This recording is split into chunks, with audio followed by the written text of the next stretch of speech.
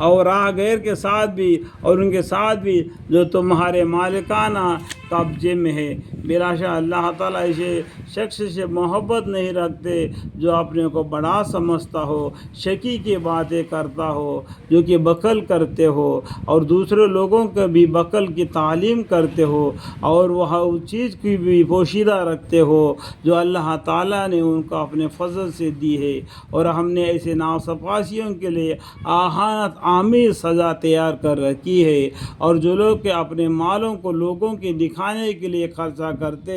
اور اللہ تعالیٰ پر اور آخری دن پر اعتقاد نہیں رکھتے، اور شیطان جس کا مصاحب ہو اس کا وہ برا مصاحب ہے، اور ان پر کیا مصیبت نازل ہو جاوے گی اگر وہ لوگ اللہ تعالیٰ پر اور آخری دن پر ایمان لے آوے۔ آخری دن کا مطلب کیا ہے؟ قیامت کا دن۔ قیامت کا دن کو بھی انڈائریکٹ میں بہت سے ناموں سے بتلایا گیا ہے۔ آخری دن مطلب قیامت کا دن ہے، پر ایمان لے آوے اور اللہ تعالیٰ نے جو ان کو دیا ہے اس میں سے کچھ خرچہ کرتے رہا کرے۔ اللہ تعالیٰ ان کو خوب جانتے ہیں، بلا شک اللہ تعالیٰ ایک ذرہ برابر بھی ظلم نہ کریں گے، اور اگر ایک نیکی ہوگی تو اس کو کئی گنا کر دیں گے اور اپنے پاس سے اور اجر عظیم دیں گے۔ الحمدللہ اللہ تعالیٰ نیکی کو بڑھاتے ہیں اور بدی کو گھٹاتے ہیں اور اجر عظیم دیتے ہیں۔ تو اس وقت بھی کیا حال ہوگا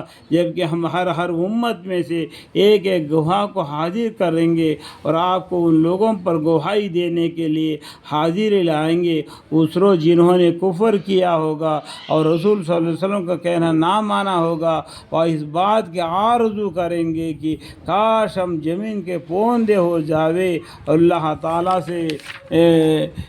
کسی بات کا خفا نہ کر سکیں گے، کسی بات کا خفا نہ کر سکیں گے۔ ایمان والو، تم نماز کے پاس بھی ایسی حالت میں مت جاؤ کہ تم نشے میں ہو، یہاں تک کہ تم سمجھنے لگو کہ منہ سے کیا کہتے ہو، اور حالت جنابت میں بھی باستثنا تمہارے مسافر ہونے کی حالت کے یہاں تک کہ غسل کر لو، اور اگر تم بیمار ہو یا حالت سفر میں ہو یا تم میں سے کوئی شخص استنجے سے آیا ہو یا تم نے بیویوں سے قربت کی ہو، پھر تم کو پانی نہ ملے تو تم پاک زمین پر ہاتھ مار کر اس سے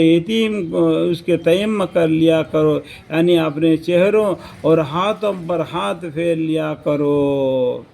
بلا شک اللہ تعالیٰ بڑے معاف کرنے والے، بڑے بخشنے والے ہیں۔ کیا تو نے ان لوگوں کو نہیں دیکھا جن کو کتاب کا ایک بڑا حصہ ملا ہے؟ وہ لوگ گمراہی کو اختیار کر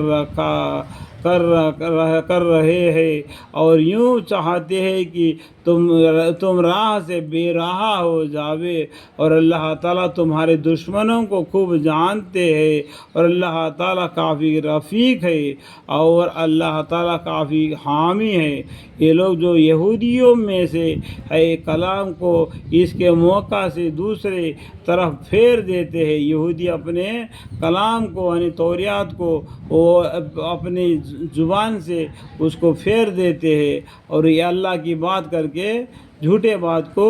بھی اللہ کی بات کر کے لوگوں کو بتلاتے ہیں، اور یہ کلمات کہتے کہ سمعنا وعصینا اور اسمع غیر ما اور رعانا، اس طور پر کہ اپنے زبانوں کے پھیر کر اور دین میں تان جانی کے نیت سے۔ اور اگر یہ لوگ یہ کلمات کہتے سمعنا وآتانا واسمع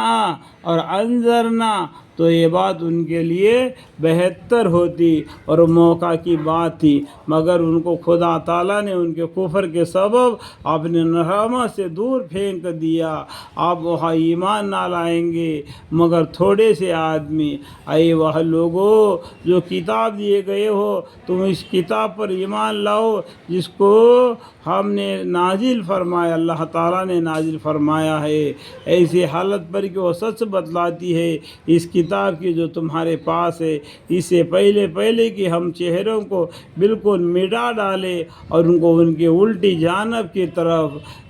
بنا دے، یا ان پر ہم ایسی لعنت کرے جیسے لعنت ان ہفتہ والوں پر کی تھی۔ اور اللہ تعالیٰ کو حکم پورا ہو کر رہتا ہے، اللہ تعالیٰ کو حکم پورا ہو کر رہتا ہے۔ بے شک اللہ تعالیٰ اس بات کو نہ بخشیں گے کہ ان کے ساتھ کسی کو شریک قرار دیا جاوے، اور اس کے سوا اور جتنے گناہ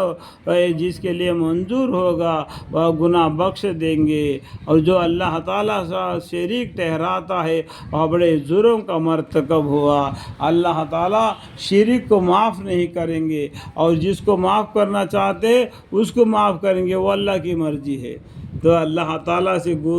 دعا ہے کہ یہاں تک کہ ہماری قرآن شریف کی تلاوت میں، بیان میں ہم سے جو بھی غلطی کوتاہی ہو گئی تو ہمیں معاف فرمائے، ہمیں علم عطا فرمائے۔ وقل رب زدنی علما، وقل رب زدنی علما، قال رب اشرح لی صدری ویسر لی امری واحلل عقدۃ من لسانی یفقہوا قولی۔